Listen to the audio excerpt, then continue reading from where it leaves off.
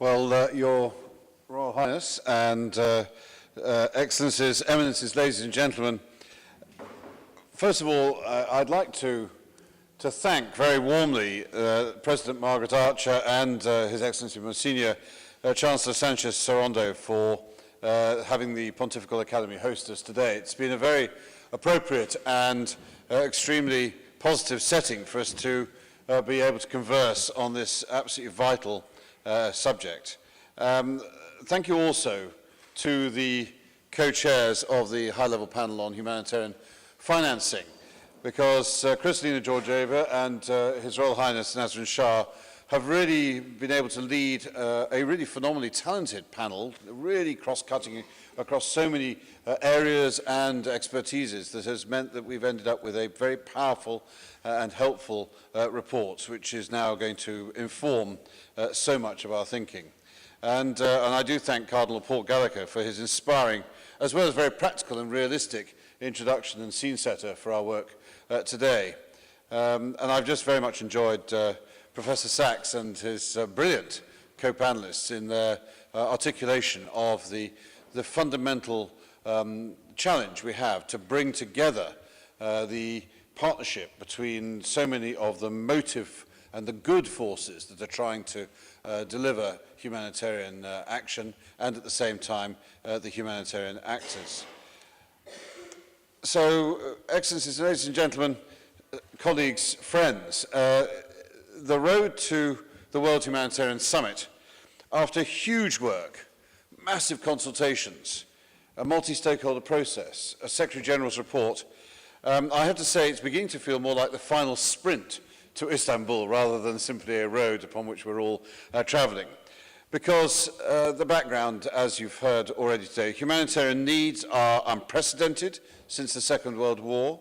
125 million people require assistance. Over 60 million people have been forcibly displaced. Armed conflicts, violent tensions and hostilities are resurgent, often drawing entire regions into turmoil. Extremist actors cause suffering and fear through brutality and inflict immense suffering.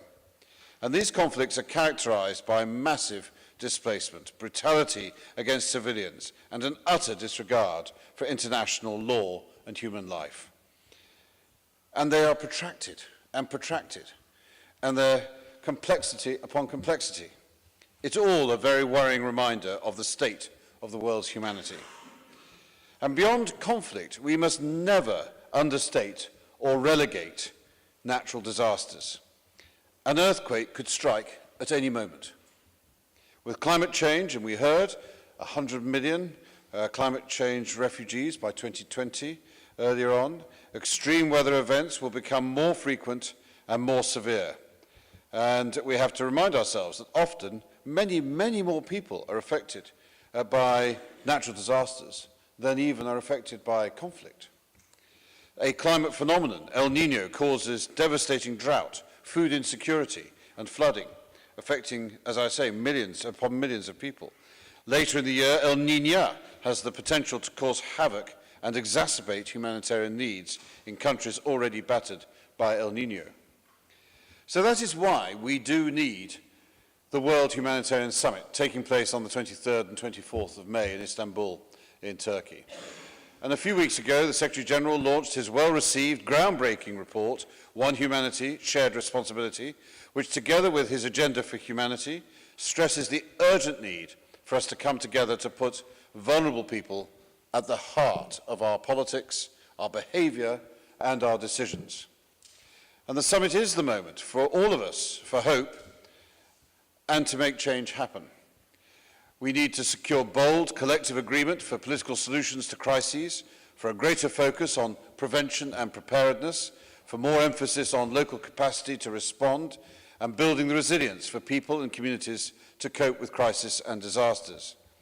And to build on the will and the momentum of the 2030 Agenda, to leave no one behind and to reach the furthest behind first, and to start in 2016 delivering on those 2015 promises, including the Sendai Framework for Disaster Risk Reduction, the SDGs, the Peacekeeping and Financing reports, the Paris Agreement, and the migrant and displacement events which are taking place during the course of this year. And so the importance of the roles that religious leaders and faith-based groups play in contributing to these efforts simply cannot be overstated. Faith-based organizations are amongst the oldest institutions providing the global public goods of saving lives, protecting people, and reducing suffering. For centuries, temples, mosques, churches, and chapels have not only been places of worship, but spaces of public service. Schools, hospices, orphanages, and clinics. And common amongst them is, as Cardinal Tagle encapsulated, the spiritual and emotional, and I would add practical, first aid. Today, across the world, faith-based organizations promote resolution and social cohesion. They are present long before a crisis breaks out and long after international agencies have left. They are often both the first to respond with ties to the local community and also strong supporters of resilience and long-term recovery. In West Africa, during the Ebola outbreak, as we heard, it was religious leaders who went door to door to spread awareness of safe behavior practices. In parts of Central African Republic, nuns, priests, and imams are providing the bulk of the shelter and protection for frightened community members fleeing violence. In remote parts of Afghanistan, faith-based groups are the only organizations that have built up enough trust and respect to access vulnerable people in need. And I was very struck when I was here in September, listening to the 45 Catholic organizations, very integrated, certainly local, and often unsung, but always selfless in their activity on the ground, in and amongst the people, delivering these important public goods, as well as giving spiritual and emotional succor. And let us not forget, also securing and mobilizing enormous amounts of resource from those who are many thousands of miles away from where these problems need to be addressed. So this is a testament to the unique relationship that faith-based groups have built with communities, which makes them well equipped to contribute to the shifts required to put vulnerable people at the center of our global decision-making. In his vision, One Humanity Shared Responsibility, the Secretary-General lays out 5 core responsibilities, which provide the framework for our future progress. And these are showing global political leadership to prevent and end conflict, upholding the norms that safeguard humanity, leaving no one behind, moving from delivering aid to ending need, and investing in humanity. And I believe that faith-based organizations can play an instrumental role in bringing each of these responsibilities to life. For political leadership to preventing and ending conflict, the Secretary-General highlights the role of faith-based groups in promoting dialogue, strengthening social cohesion, and community reconciliation.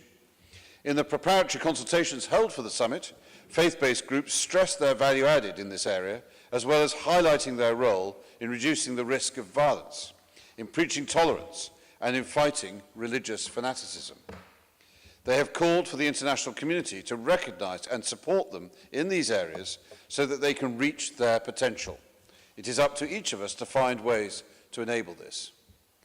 It is crucial that we uphold the norms that safeguard humanity. We are guided by the principle to serve all in need with no discrimination as to nationality, race, religious beliefs, class, or political opinions. Faith-based groups have access to populations in need in many contexts and act with authority on the norms of humanity that transcended communities. We particularly support and welcome their collective call for all religious groups to promote the fundamental rules of international humanitarian law. And as I reminded us earlier, in September 2015, the world leaders committed to leaving no one behind by reaching everyone in situations of conflict, disasters, vulnerability, and risk. To leave no one behind, we must aim not only to meet needs in times of crisis, but to move people out of crisis altogether. I'm incredibly proud of the amazing work that the United Nations, its agencies, funds and programs, and we have both the World Food Programme and the United Nations High Commissioner for Refugees with us, and all the partners with whom we work, and also very strongly represented here today. But as has been said very powerfully, no one, not one of us, can meet all the needs on our own.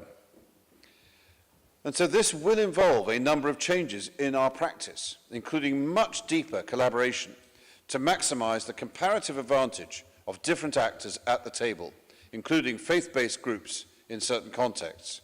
And we must not just aim for it, we must make it happen. And the it is that all people have the chance to survive and thrive. Now, none of this will be possible unless we invest in humanity. We must invest in peaceful and inclusive institutions and in fragile contexts. There is also a need to find smarter ways of financing. Faith-based groups already mobilize resources on a massive scale in response to crises. And now we must identify innovative ways to extend this to reducing vulnerability and shoring up resilience. And you can see that far from remaining on a shelf, the excellent high-level panel's report for making us really think through and work hard, innovatively, both to intensify and to broaden the base of humanitarian financing is already being fed directly into the World Humanitarian Summit through the Secretary-General's report, where we hope that we will arrive in Istanbul with a grand bargain, not proposing simply to find one.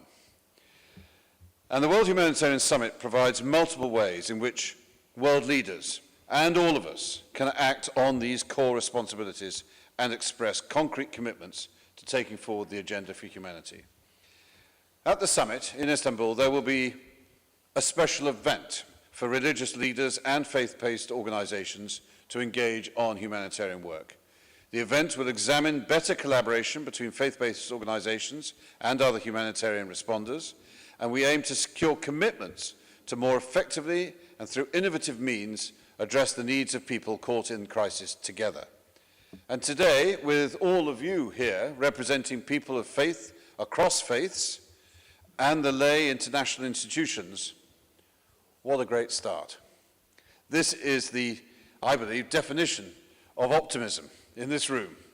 So the summit is the opportunity, it's our generation's opportunity, to re-inspire and reinvigorate our shared commitment to our common humanity and the universality of the humanitarian principles. And by definition, at the highest common factor, not the lowest common denominator. There is no greater public good to rally behind. To ensure we recommit to impartial and neutral humanitarian aid. This is at the heart of the vision for the summit, and it is to have people at the center of global decision-making, especially those who have lost everything and need our solidarity. So your active engagement in the preparations for the summit is and will be crucial.